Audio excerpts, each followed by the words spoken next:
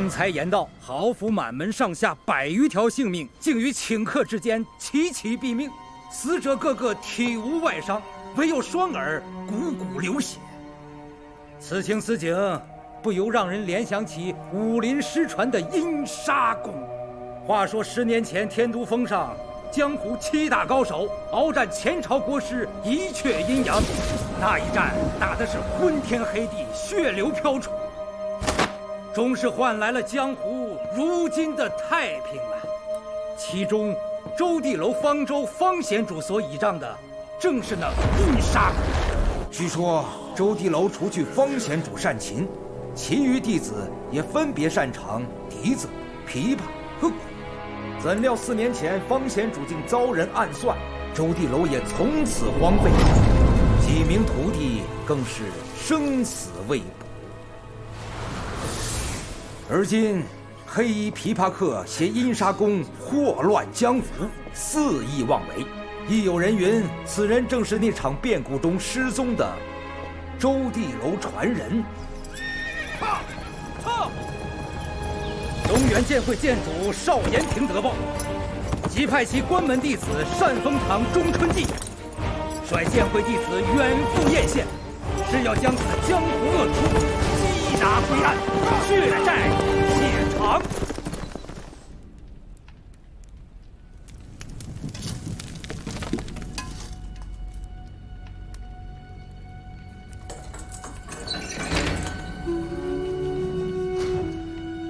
钟女侠，此人刚刚交代了黑衣琵琶客的相貌。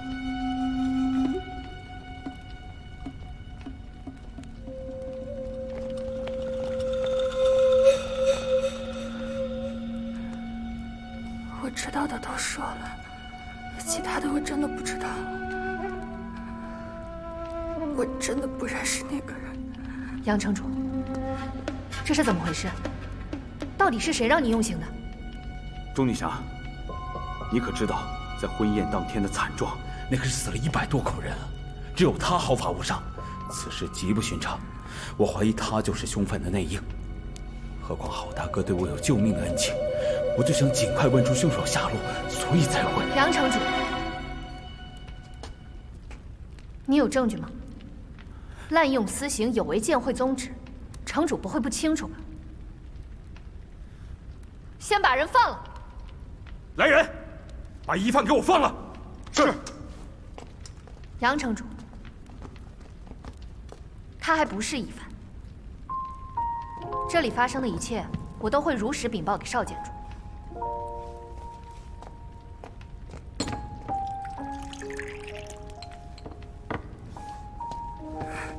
姑娘，没事了，没事了，不用害怕。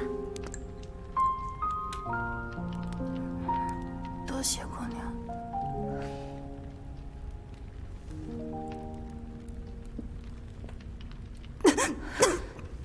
不着急，没事了。我问你几个问题，姑娘只需照实回答。中原剑会断不会冤枉任何人。姑娘，请问，案发当晚你都看到了什么？有没有听到过什么不寻常的声音？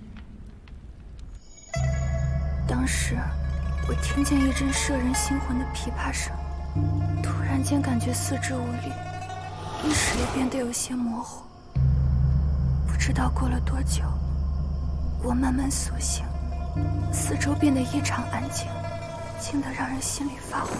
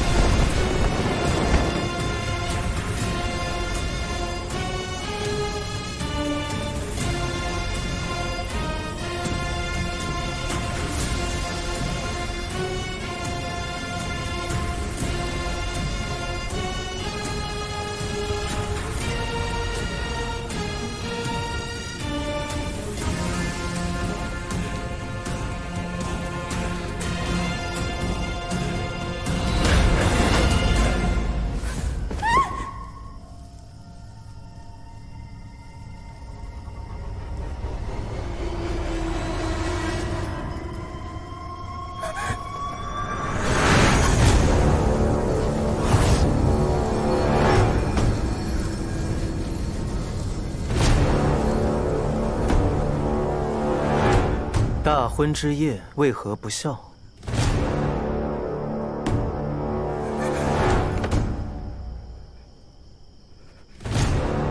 说话呀，阿水姑娘！记住我的样子，我们还会再见面的。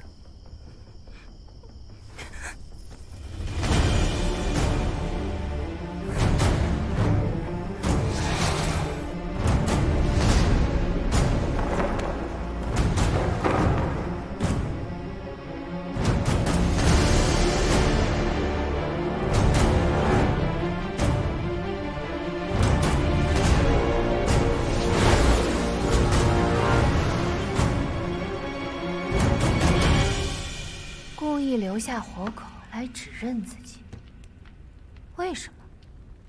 管他为什么，这次我们终于知道他的相貌。禀城主，凶手找到了，人就在城郊10里外的金叶寺。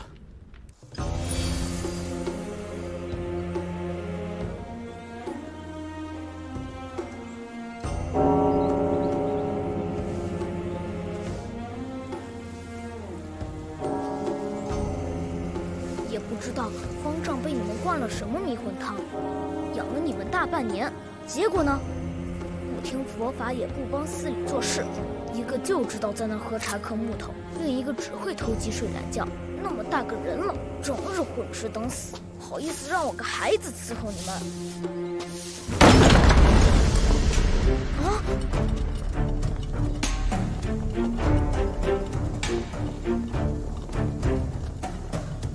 施主们，这是找人。不知施主要找的是哪一位？说，寺里那个年轻男人在哪儿？别跟他废话，进去搜。杨尚卿，你怎可对无辜小孩下如此重手？你究竟是燕城城主，还是黑道匪首？小师傅，你没事吧？没事。他们是什么人？是他们把你打成这样的吗？快走！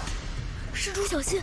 中堂主别忘了，此案牵连颇深，金叶寺胆敢窝藏疑犯，每一个人都可能会是帮凶。我进去搜。是。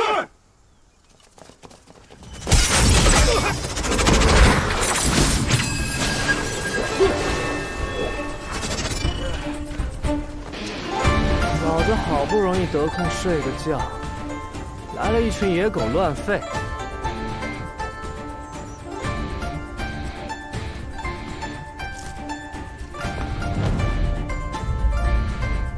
我数3个数，还留在这不走的，别怪我不客气。你是何人？1。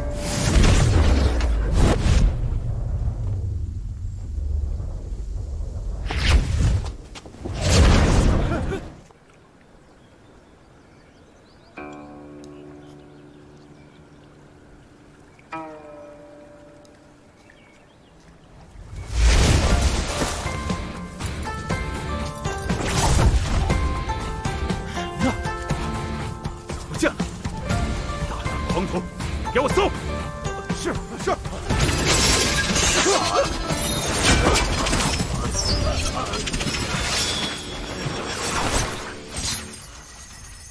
一环渡月，你是天上云，池云。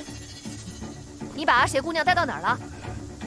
看这人的轻功，一定是那个人的小弟。是。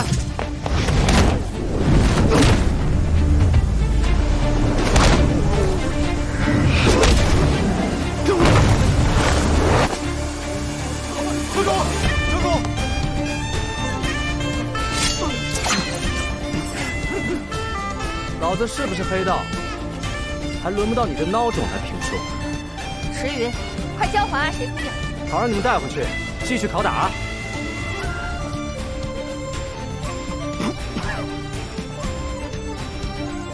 中原剑会会彻查此事，勿枉勿纵。你强行掳人，同样犯法。什么破中原剑会，能管到老子头上？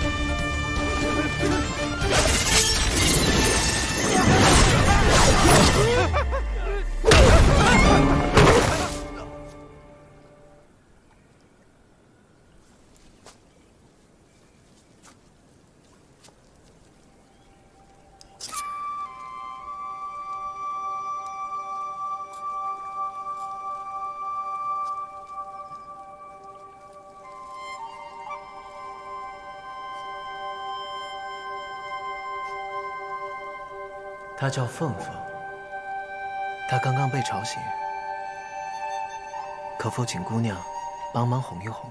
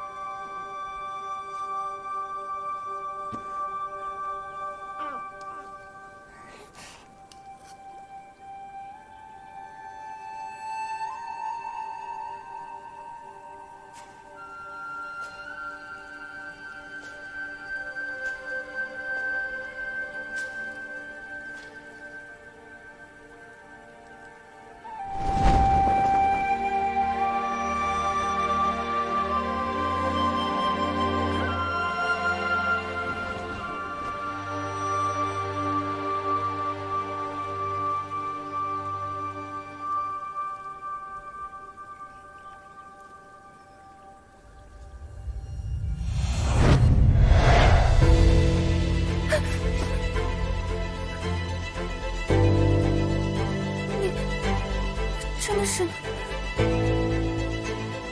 姑娘，见过我。容貌确实是一模一样，可眼神却完全不同。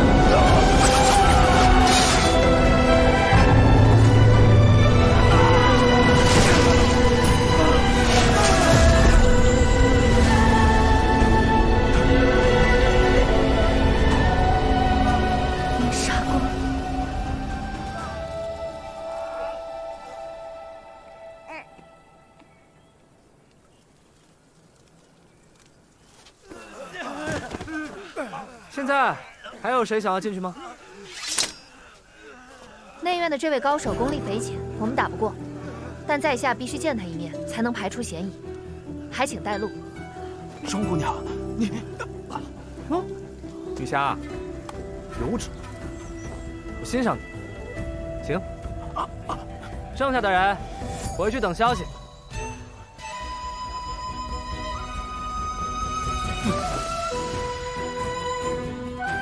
喂，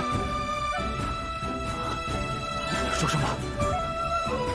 钟姑娘，你要是敢动钟姑娘一根汗毛，中原剑会的少剑主是不会放过你的。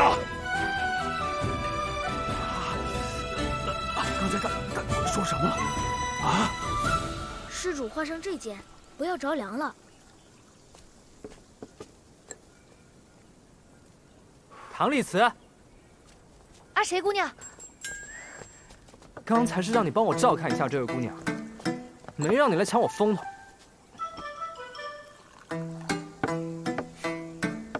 谁让你帮了？你打输了吗？我堂堂天上云，既然没输，那就不算帮忙。有道理啊。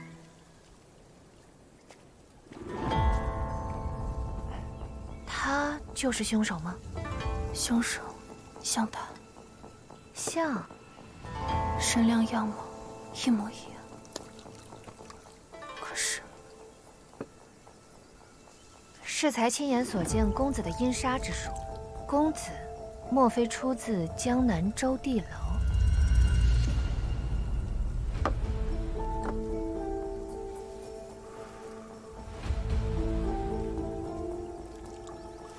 在下中原剑会钟琛记，烦请公子协助调查3日前豪府血案。志云，起来。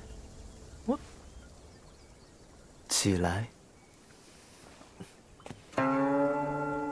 敢问公子，3日前戌时至亥时之间，人在何方，做些什么？谁可以作证？你明知非我敌手，为什么要进来见我？若我身亡，便证明公子与血案相关，以我一人之命换得一个真相，值得。你是邵延平的徒弟？邵延平正是家师。果然是这样，不然怎么会说出以命换真相这种话呢？你明知非我敌手，为什么要进来见我？在下奉剑会之令查案，如果阁下闪烁其词，只想折辱在下，那就莫怪在下以嫌犯的名义缉拿你。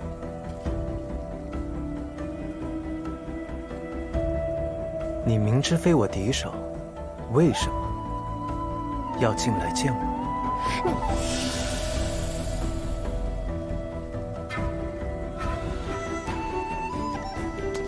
唐狐狸，你是喝茶把喉咙喝坏了吗？怎么就会这一句话？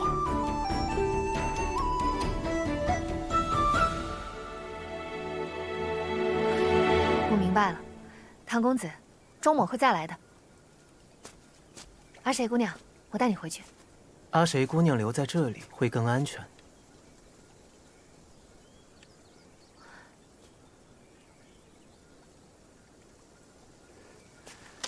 那就劳烦唐公子，照顾好阿谁姑娘。钟姑娘，谢谢你。姑娘不必客气。唐狐狸，你和那姑娘打什么哑谜呢？阿谁姑娘，你知道我问的是什么问题吗？合着就我一个人搞不懂是吗？既然搞不懂，那为何不问呢？我这不正在问你吗？问我又不会有答案。我问邵延平徒弟去。赤云，你若见到钟姑娘，再帮我问个问题。什么问题？什么事情是在喜宴上所有人都做了，唯独新娘没有做的？行吧。既然公子并非凶手，那为何你们2人相貌一模一样？自然是因为我们曾经相识。公子知道他是谁？一位仇敌，假扮成我的样子，来向我寻仇。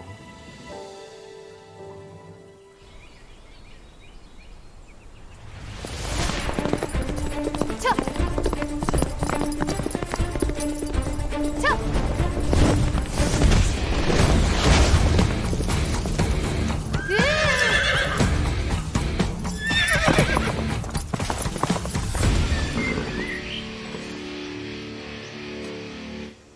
池少侠，你的跟班们呢？我让他们先去豪府了，我想一个人先去探探。池少侠匆匆赶来，是有要事吗？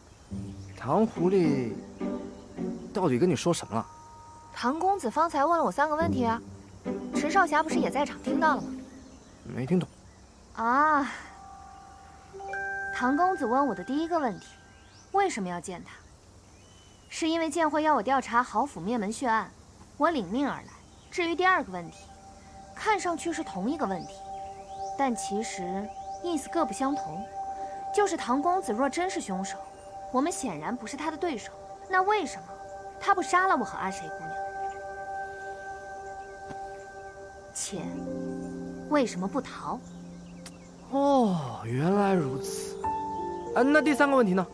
啊，第3个问题呢，唐公子想问的，其实是你为什么会怀疑我？这便是要我去想阿谁姑娘指认他的理由。记住，而这个理由，当然是因为阿谁姑娘见到了凶手，能指认唐公子与凶手形貌相同。懂了。那他直说不就完了？还有个问题，是糖狐狸后来让我问你的，有什么事情是喜宴上所有人都做了，但新娘子没做的？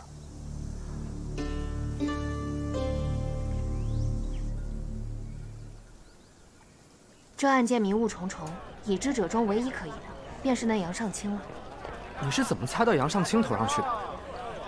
因为阿谁姑娘明明是受害者，但杨尚清却对她用重刑，显然是急于结案。那么他作为凶手的可能性极大。我早就觉得那个姓杨的是凶手。但是仵作又说，这受害者死于阴杀宫，浑身没有任何外伤，只有双耳出血。你说，这阿谁姑娘也确确实实看到了外貌上形似唐公子的黑衣琵琶客。可这什么琵琶客，一根毛都找不到啊！那我们现在不妨考虑一下唐公子的另外一个问题：什么事情是所有人都会做，但是新娘子却不会做？的无骨鸡，上好的桂花酒。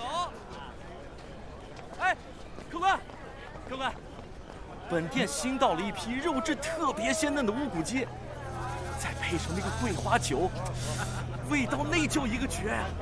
怎么样，尝尝去？那我们是喝酒。喜宴上所有人都会做，但是新娘子不会做的是喝喜酒。走，验尸。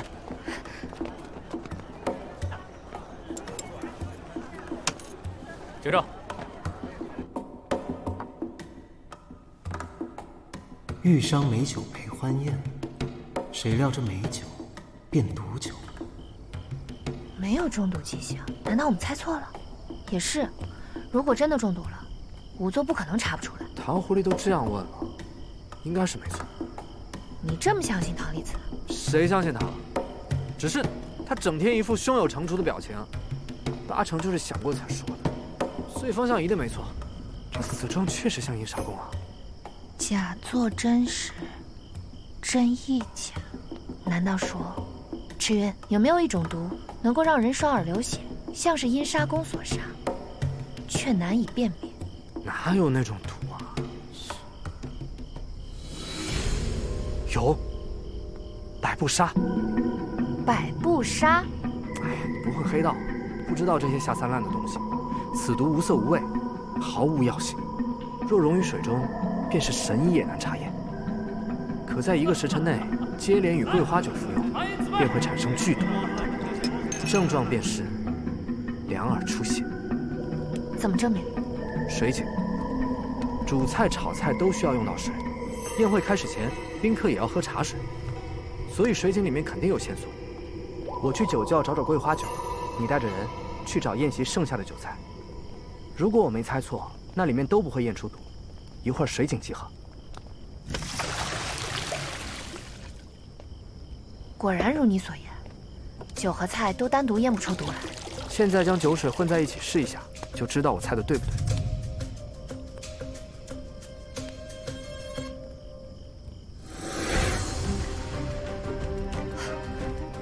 果然有毒啊！宴县人人皆知，郝文侯最爱桂花酒，适逢新婚，肯定会拿桂花酒来招待宾客。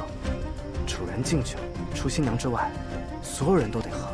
时间差不多了。仵作验毒只会验咽喉银针是否变色，但百步杀与桂花酒却是分开通过死者咽喉。他们应该想到了，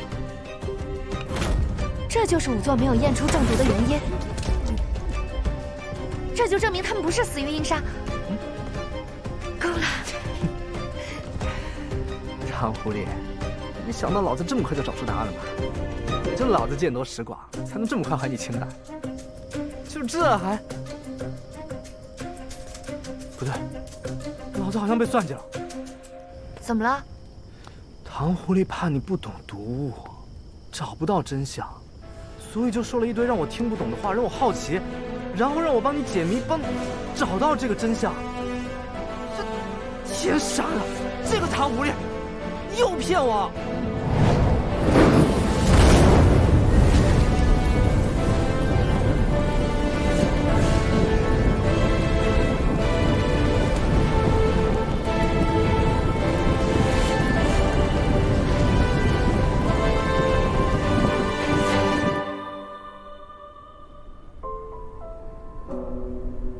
昨日那一招阴杀铿锵有力，看来伤势已无大碍，不过施主想要续命，还是不要动武为妙。也罢，这半年施主在此养病，无人找过施主，施主也从未离寺。可这红尘俗事，依旧会沾上身来啊。方丈是嫌弃唐某，昨日带来麻烦。施主带来的不是麻烦，池施主在寺里偷吃鸡肉才叫麻烦。施主带来的是因果。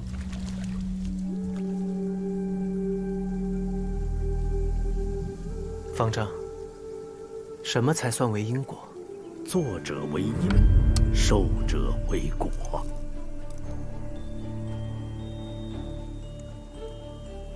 若有人因我而杀人，有无辜因我而受害，这算不算是我的因果？那要看施主是否知情，又是否去阻止。若因我阻止，反而死更多的人，这算不算慈悲？风吹屋上瓦，瓦落破我头。我不怨此瓦，此瓦不自由，是风的错，瓦的错，还是贫僧站在屋下的错呀？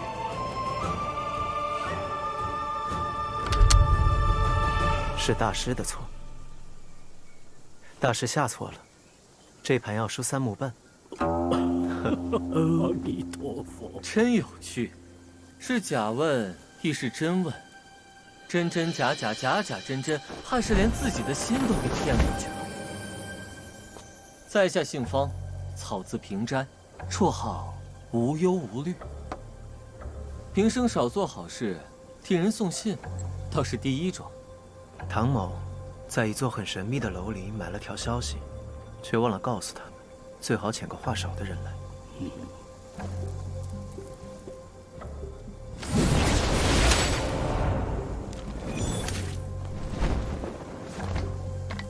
哦对，消息已经送到了。巧了不是？有个人也委托你委托的这座楼，拜托我们将那东西送上来。只是不知是真巧，还是假巧。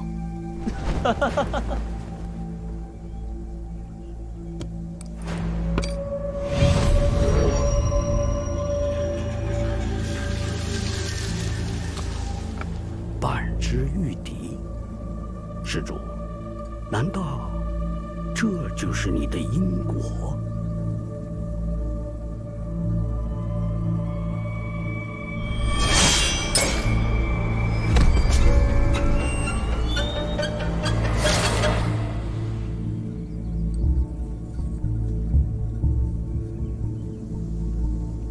施主，施主，疼吗？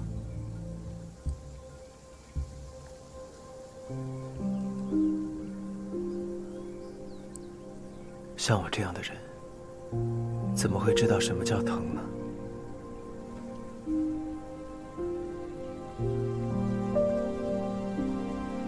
唐某先去看看阿谁姑娘。啊，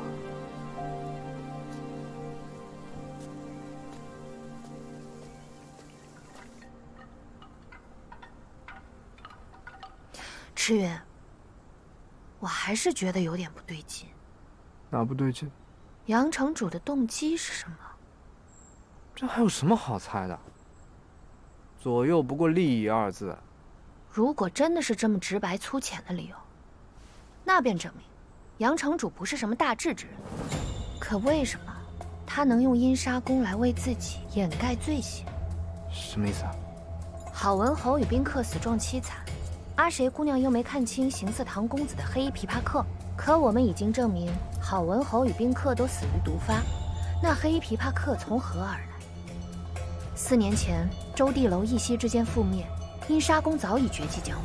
如果杨城主真的能找到一位阴杀传人，来为自己掩盖下毒的罪行，那他一开始就不会选择用下毒这种卑劣的手段，而且还做得如此隐晦，像是在隐瞒什么。你是说，有人要害唐狐狸？你要干嘛？把杨尚卿给我，打3天。他连隔壁城丢的狗都承认是他偷的。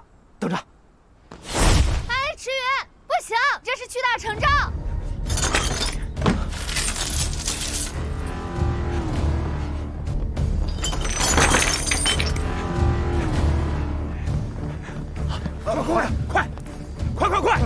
快点，慢点！这是我祖传的花瓶啊！我的妈呀！房主，你干什么？你们停！把银子都摆地上了，是瞒不住了，准备跑了？所有人听着，能杀了这个家伙的，我赏他1半的黄金！给我杀！杀！杀了他！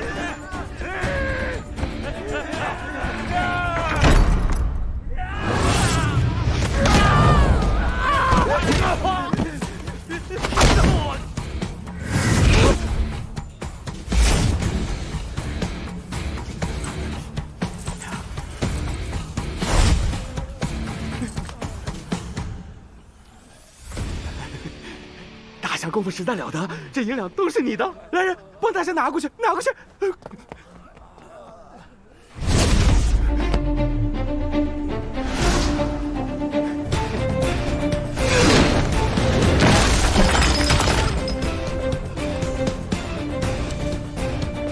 说吧，为什么要害唐不离？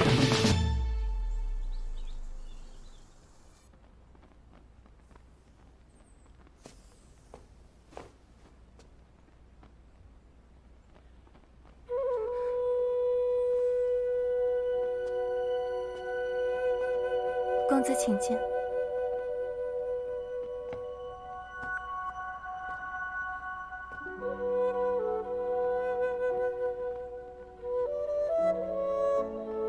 姑娘刚刚从牢里出来，便有心情玩弄这种小玩意儿。今日见到凤凤，心生喜爱，加之这些时日经历跌宕，总想找些事来分散心神。阿谁此举逾矩，还请唐公子和夫人莫怪。没有夫人，她是我随手捡来的。如此可怜，幸好遇到了公子，善心收留，仔细照拂，亦是一种缘分。你错了，不过随手为之。想知道收养孩子是什么感觉？但你不还是给他起了名字？有了名字，就有了羁绊。千载逢无力，断行旧日词。那就叫你唐丽词吧。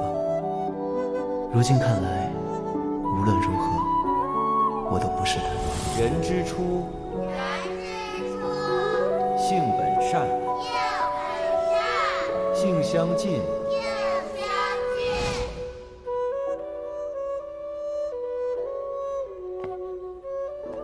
姑娘，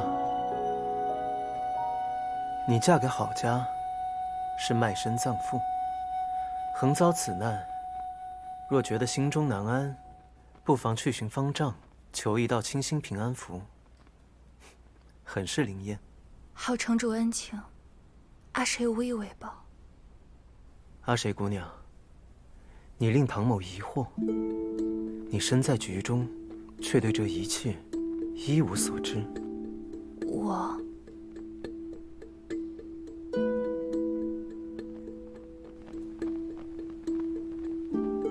看来，你不过是他用完即弃的棋子，一个借以开局的引子。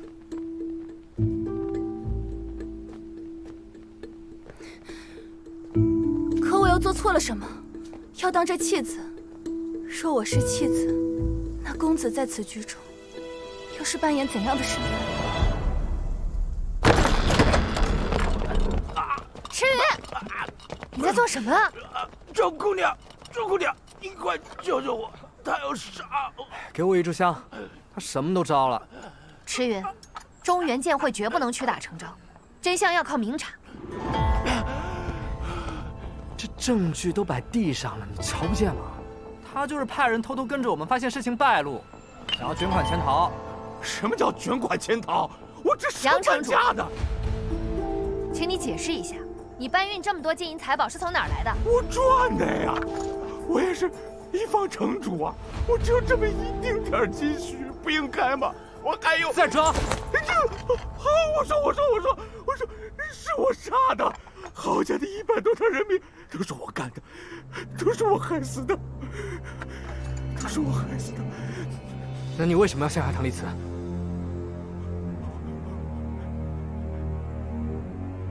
死到临头还嘴硬？不是的，我没有想要陷害唐丽慈，不是我，是那个人，是他逼我这么干的，就是他，就是那个黑衣琵琶客。什么黑衣琵琶客？何时？在哪儿？他不是人，他是鬼。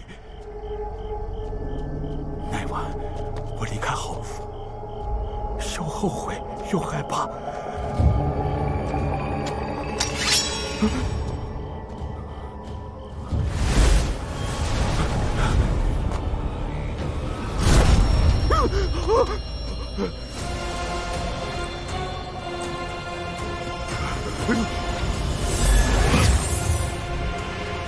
下毒灭门，背信弃义，你做得很好，值得惨死的奖励。别杀我！你要什么，我都给你。你别杀我！你向郝家100多口人下毒，他们本该死得无比凄惨，而本尊则以阴杀让他们在美丽的幻梦中死去。你若还想安享城主之位，就带中原剑会的人去郊外古寺找我。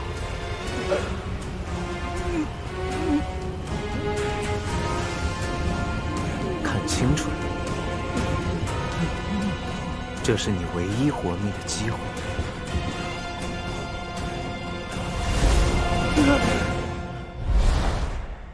就是他，就是唐丽慈，就是唐丽慈。公子说，凶手是你的仇敌。可若真的如公子所言，他如此嫁祸陷害于你，公子为何不以眼还眼，以牙还牙？还是说，他并非仇敌，而是仇敌，也是曾经的朋友。阿神冒昧，敢问公子是怎样的朋友？怎样的朋友？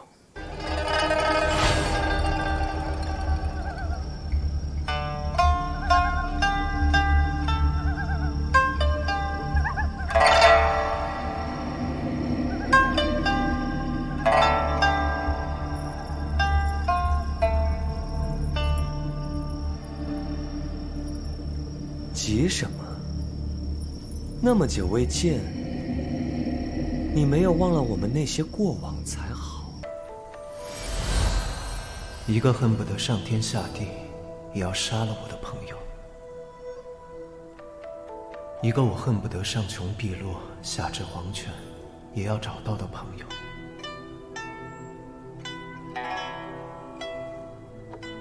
阿言，这半年来，你一直避而不见。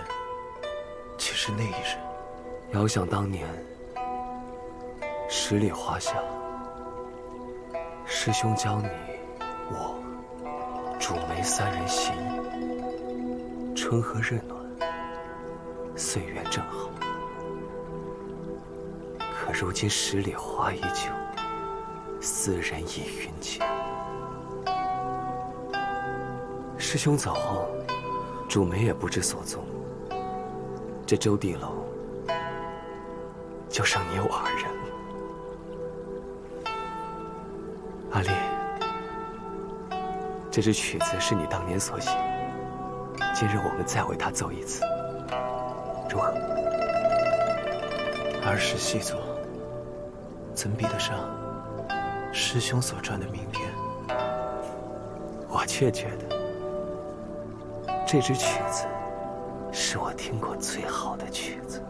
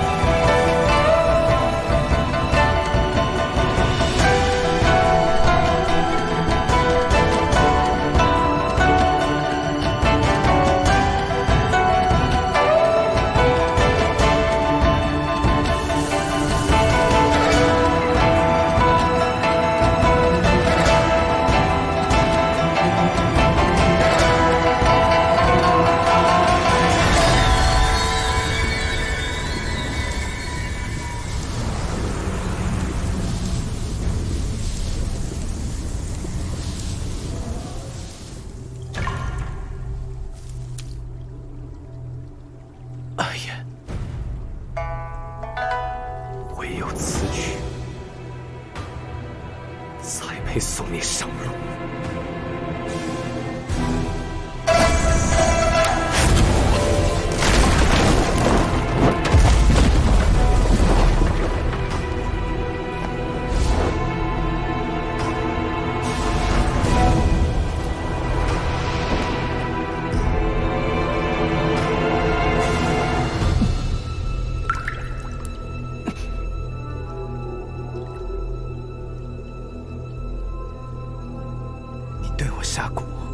若非你带伤复原，怎么会轻易中我的蛊？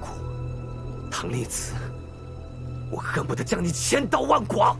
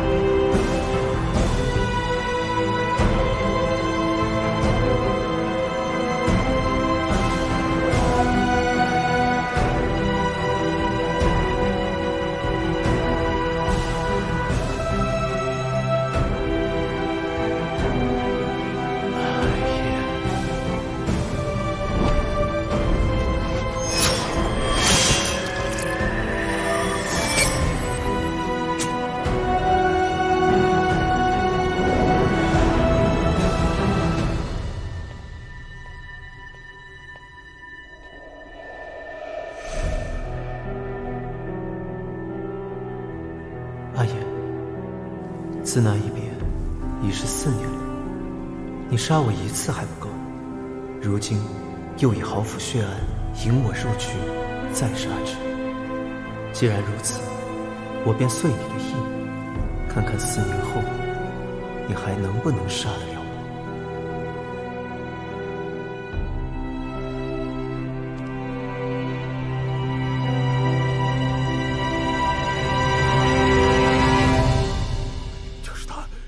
唐丽子，就是唐丽子，就是她，她让我这么说的。不是我，求你们放过我，放过我吧。江湖上出了如此穷凶极恶之徒，危险！少给我装疯卖傻！你为什么要杀郝长楚？为了钱，还是有什么把柄在他手上？是因为……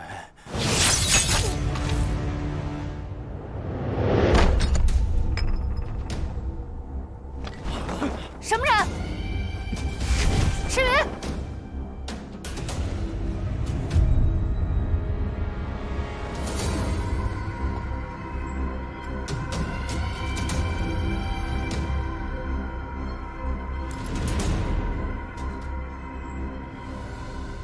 鬼酒新闻。江湖事，江湖了，不是你杀我，就是我杀你。主仆亦可为财反目，兄弟也可背义相杀。说到底，人心难辨魔考，遍地皆是剥削。阿弥陀佛，是非善恶，不过一念之间，放不下必是一念。施主聪慧非常，苦海自渡，贫僧相信你终会抵达彼岸。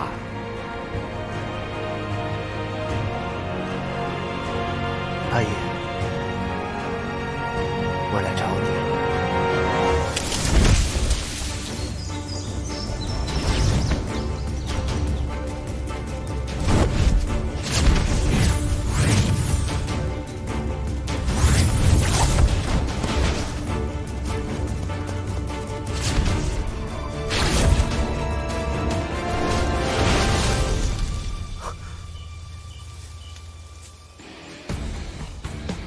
论轻功，谁能比得过我天上云驰云啊？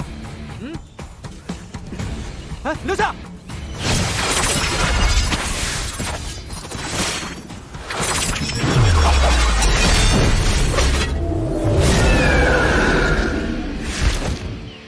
信叶，你是叶门的人？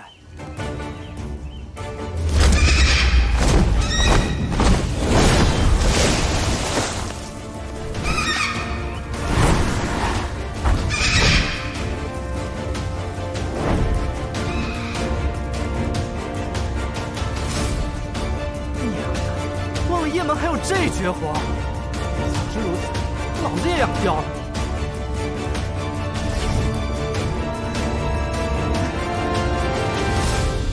这个池鱼上哪儿去了？钟姑娘，钟姑娘，还谁姑娘？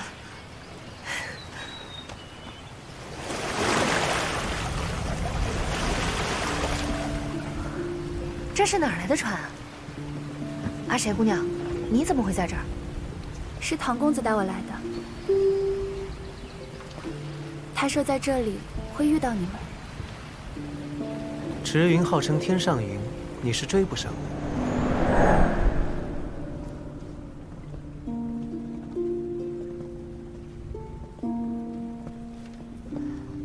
唐公子为何会在这儿？阿谁姑娘又为何也来了？既然要追捕凶手，自然要带上苦主。钟姑娘所寻之人已西去数十里，走水路更快。你竟都知道了。可那人身法极强，绝不是什么普通高手。有天上云在，人丢不了，而我们也追得上。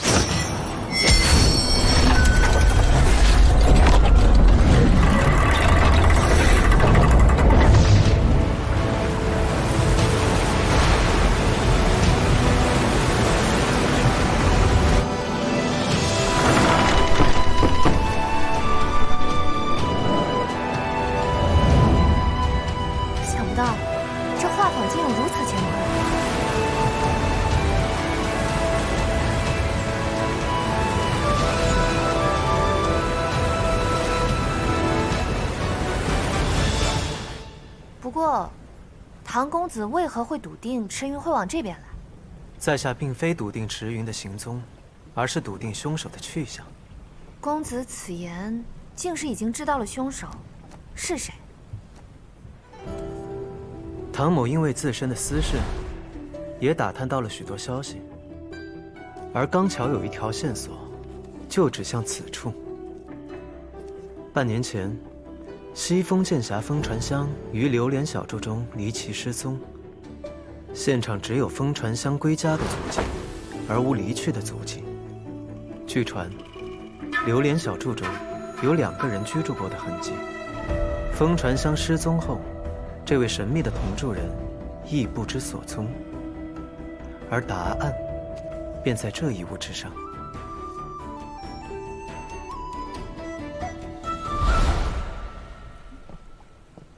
燕灵，羽长而刃，色润灵风，这并非普通的燕翎。信眼，雁门的信眼。雁县东去100里，便是雁门。此河流贯东西，凶手若不想牵连雁门，定会西去。即便途中生意转而东飞，也会正好与我们撞上。可是，这不可能啊！钟姑娘何出此言？这雁门是什么地方？雁门最早乃是绿林出身，后被前朝招安，成为了驻守雁门关的军户，一手训雁术十分了得。10年前天下大乱，剑会率领众高手围杀一阙阴阳，雁门提供了不少关键情报。这门主江飞羽脾气暴烈，但性格却最是护短，所以雁门的弟子最是注重情义。江湖上有句话，宁犯阎王客，莫欺雁门人。听起来是个名门正派。不是听起来，是本就是名门正派。杨尚卿原本也是名门正派。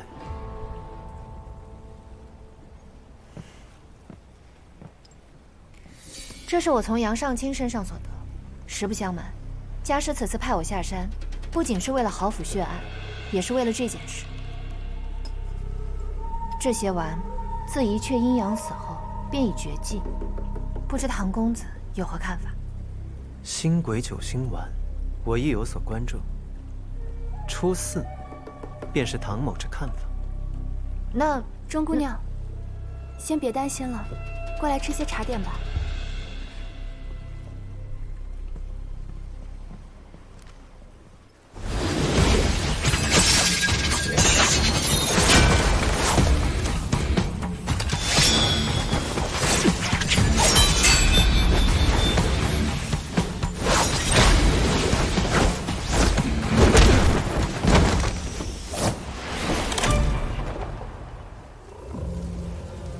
说吧，你小子什么身份？谁派你来杀人灭口的？不说话就没事了。你不要逼我！哼，不逼你，不逼你，我陪你跑下100多里路，玩呢？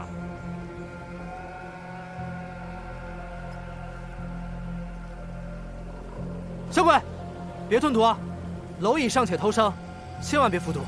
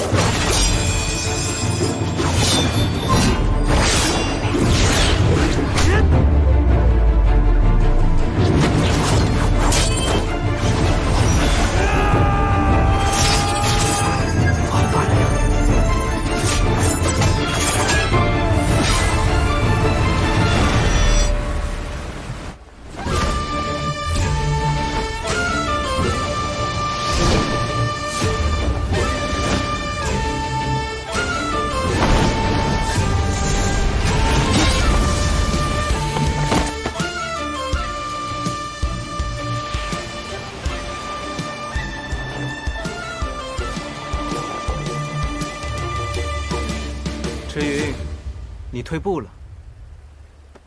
老子还没用全力呢。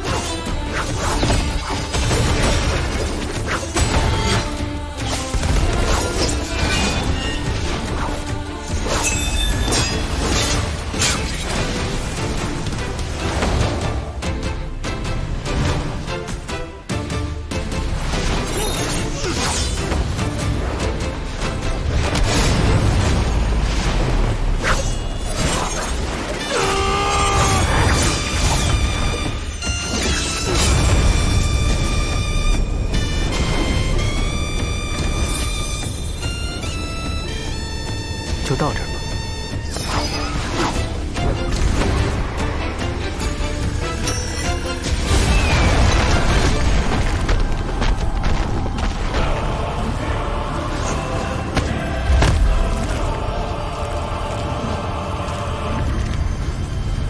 哇！当场给爷爷跪下！那个灭口阳上卿的杀手，竟然是江澄。钟姑娘认得他。江澄是雁门少主，为人正直，侠肝义胆，与西风剑侠是至交好友。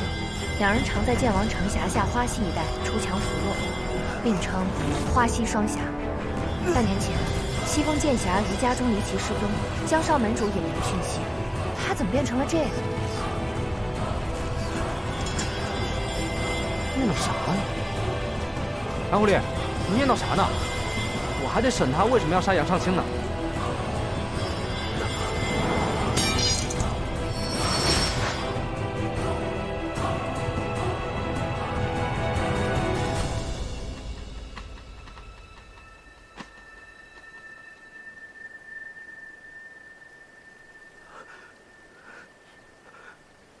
有人受伤了吗？装什么啊？我确实是不记得了。江少门主，你认错人了。我不是什么江少门主。我1年多前在中原剑会见过你跟风剑侠，不会有错。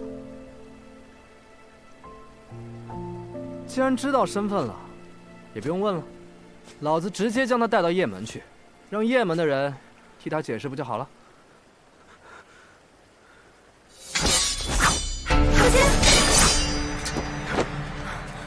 唐公子，你受伤了。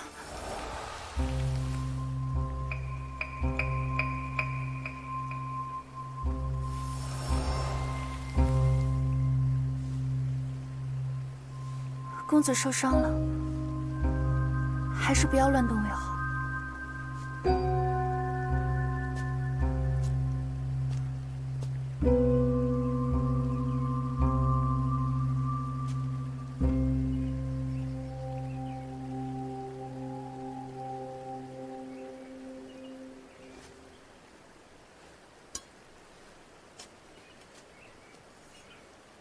你不怕死，是担心自己的所作所为败坏了雁门的名声。唐狐狸，还真被你说中了。什么狗屁雁门，就是一群脏东西。住口！你根本什么都不知道。老子应该知道吗？星鬼九星丸，这血丸又重现江湖了。我原本以为我认错人了，看来我没有。你确实认错人了，我不是的。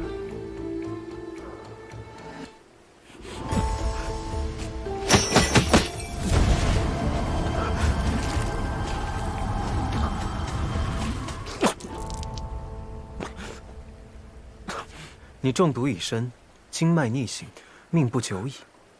你不怕死，但你也不想现在死。你还有事情没做完，对吗？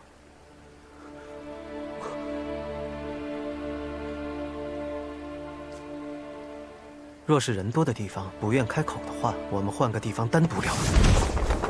我有什么事情是不能当众说的？这唐狐狸，神神叨叨。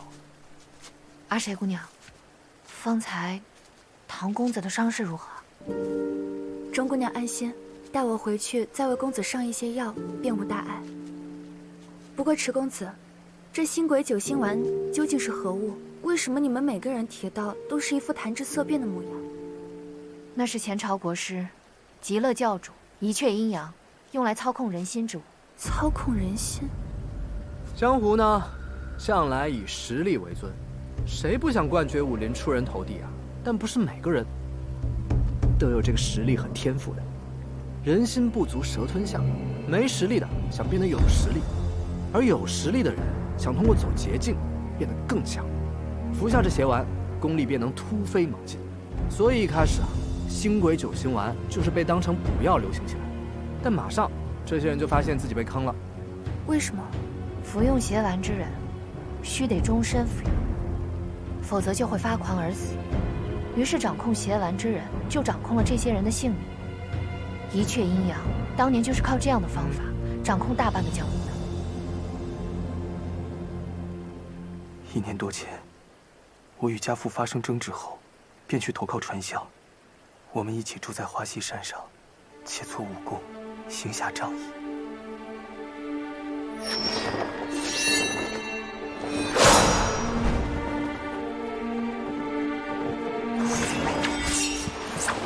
那段时间，我武艺突飞猛进，我以为是传香陪我练功的缘故，可谁知道，他竟然暗地里腐蚀邪丸，还掺在饭食里给我。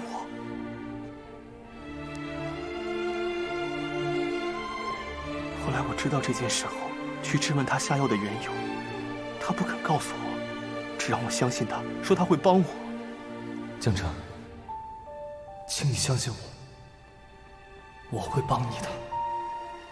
我不要他这种所谓的帮助，我也不需要靠这样的方式得来的功力提升。自那之后，我坚决不肯再腐蚀邪丸，便让传香帮我压制邪丸的毒性。只是这个过程真的太难了，大到回忆想起，脑子就似一片空白。直到半年前，传香突然失踪，只剩下我一个人。我找遍了各处，也找不到他的踪迹，便带着传香购买的邪丸，想追查他购买邪丸的途径。就这样一路查到了杨尚清身上。所以，你担心杨尚清将此事泄露，让风传香、西风剑侠的名声扫地，才不惜冒着被天上云追击的风险，出手将他杀了。如果不是被追到走投无路，我绝对不会再用邪丸。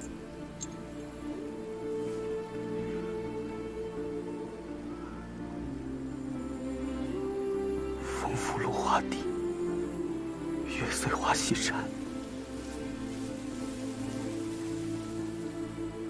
我们曾是这样好的朋友。唐公子，我想找到传香，问他为什么害我。明明是生死相交的朋友，为什么要自相残杀？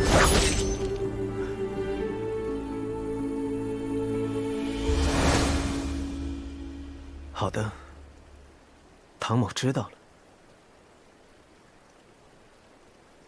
阁下很幸运，今日唐某心情不错，可以给你2个选择。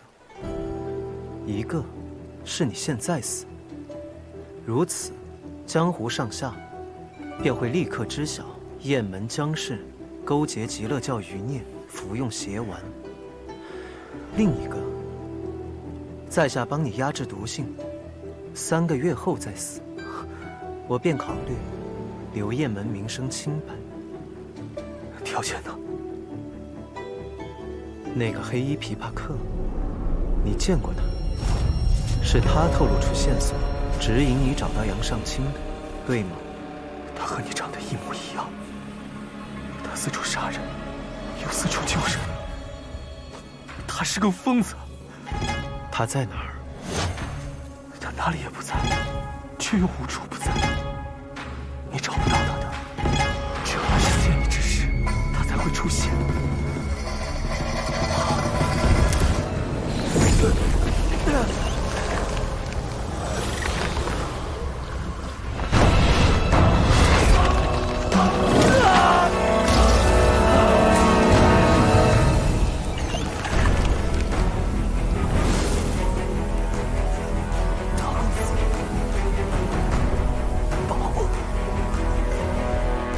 他可帮不了，因为他都来一次嘛。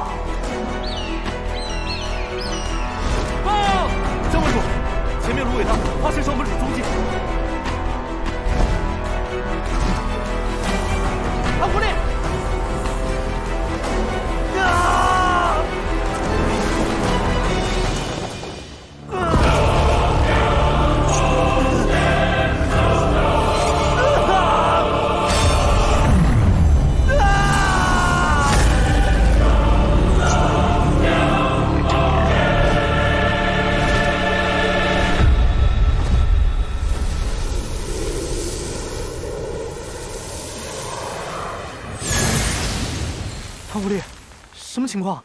他怎么死了？你们看，那是什么？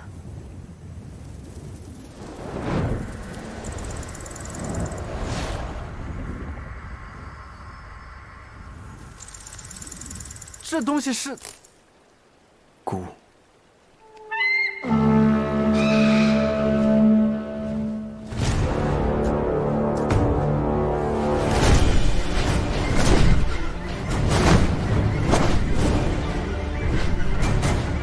坏了，叶门定是把我们当成凶手。唐公子，这……唐无烈，这叶门的验证在江湖上名声可不小啊！你小心些，千万别……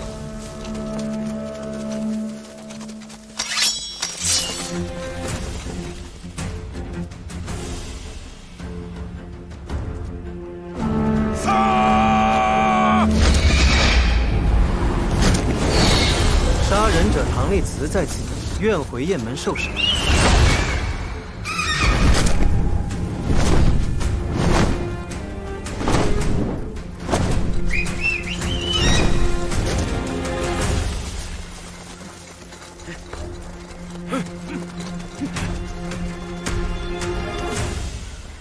唐某甘愿俯首认罪，束手就擒，还请江门主暂替剑会主持公道。疯了！你什么意思啊？他是在下的同伙。啊？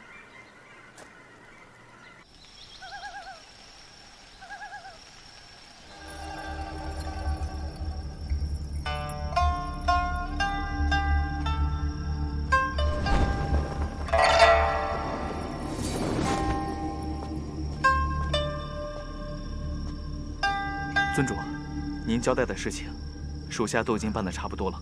只是您现在贵为风流殿尊主，别说是一个躲在艳羡破庙里的唐立慈，就算是中原剑会的邵延平，只要您愿意，取他性命也是易如反掌。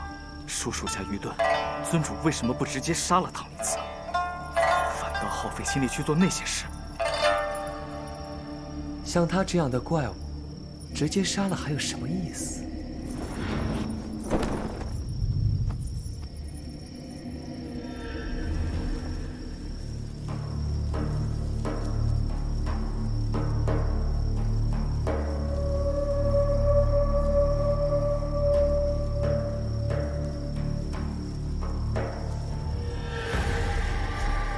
杀不死，又没人性。唐立慈当然是个怪物。黄无言，我说的对吗？红姑娘，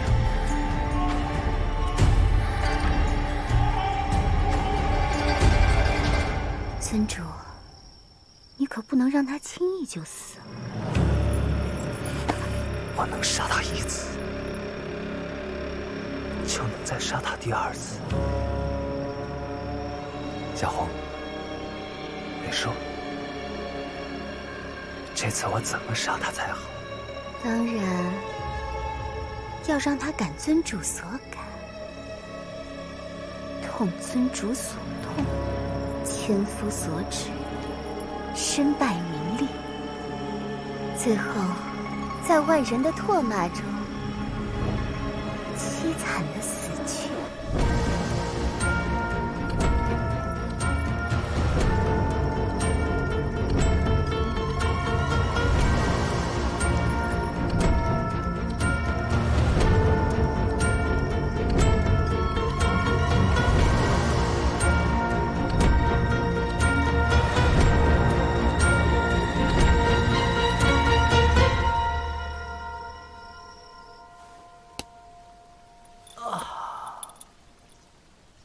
来人呐！我跟他不是同伙，我就是一个路人，放我出去！我真的是冤枉的。嘿，你说这叶门，人在笼子里面，鸟在笼子外面，这叶门真是个不讲规矩的门派，真是小刀拉了腚，开了眼了。石云，别出声。怎么，有计划？耳朵疼。你，老子跟着你倒了8辈子血霉了！杀人者唐立慈在此，你是不是有病啊？己要进来，你自己进来就好了，你带我干嘛呀？我怕一个人无聊啊。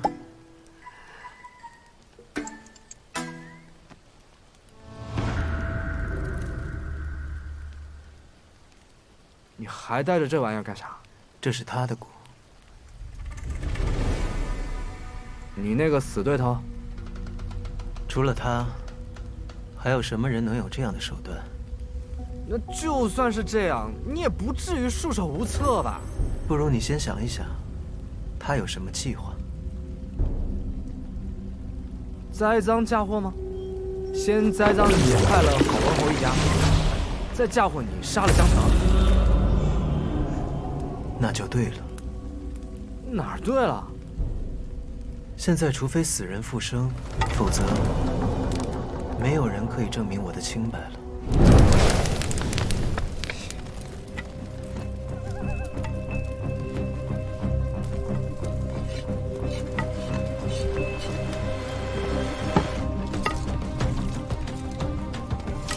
这是干嘛？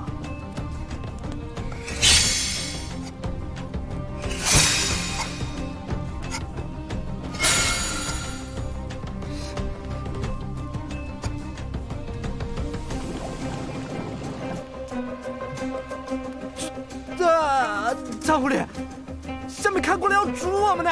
嘘，你真的太吵了，我有些后悔带你进来了。你不要磕你那个木头了，你想想办法呀！他煮你等会一壶18吃，谁都跑不了。办法？啊？可是我没有办法。那你这……因为我就没有想过要自己出去。唐丽子，你有病是吧？你是真有病，我确定了，你就是真有病。你他娘！江二叔，请您相信我，我以中原剑会弟子名誉保证，不会有错。够了，钟姑娘，你所言已未免太过骇人听闻了。成儿，他可是我大哥唯一的儿子，打小就是我看着长大的，他的秉性我是知道的，他怎么可能去服用那种邪药？邪丸确已流毒江湖。唐公子先前也确实在为少门主压制毒性，阿谁姑娘也可以作证。说够了没有？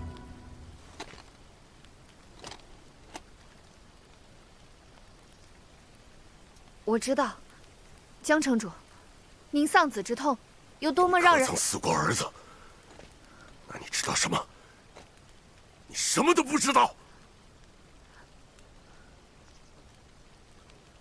哼！哎。大哥，大哥！江门主，江门主，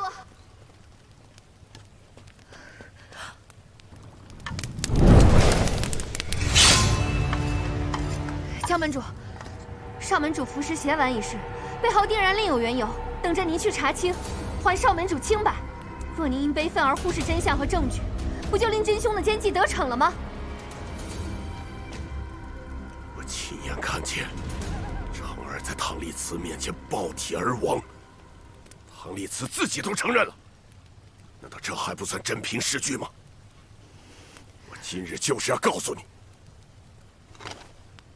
杀人者唐丽慈必受我雁门3刀6洞之刑。倘若我真是杀错了人，那过后老夫便自裁向天下谢罪，以命抵命。点火！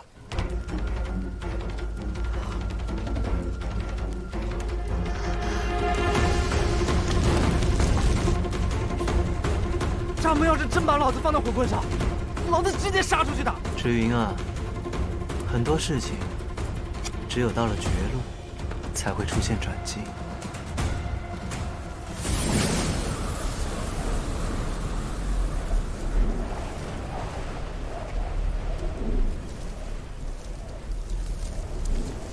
什么情况？好像玉兰香气。不是花香，是剑气。这剑气非一人莫属。是那位传说中失踪了很久的西风剑香，风传香。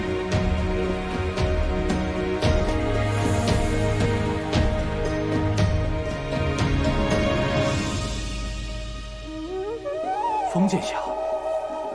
早前听闻封剑侠失踪一事，我还觉得奇怪呢。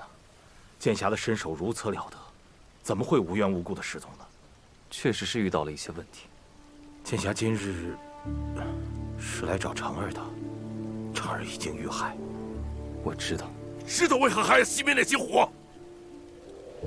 便是要那杀人凶手受尽3刀6洞之刑后，再烧成灰，以祭奠长儿的在天之灵，你知道吗？某可以很肯定地告诉江伯伯，江澄的死牵连甚广。某与江澄乃是至交，断不会做出欺瞒您之事。你知道？确有蹊跷。若是江伯伯愿意相信某，可否将此事交由某来处理？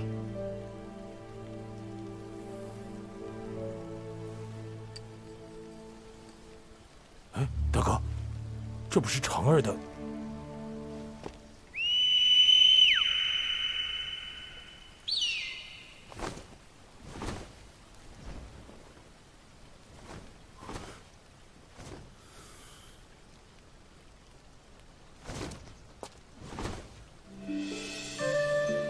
江伯伯，现在可愿相信我？你想要如何？某想要那位唐公子。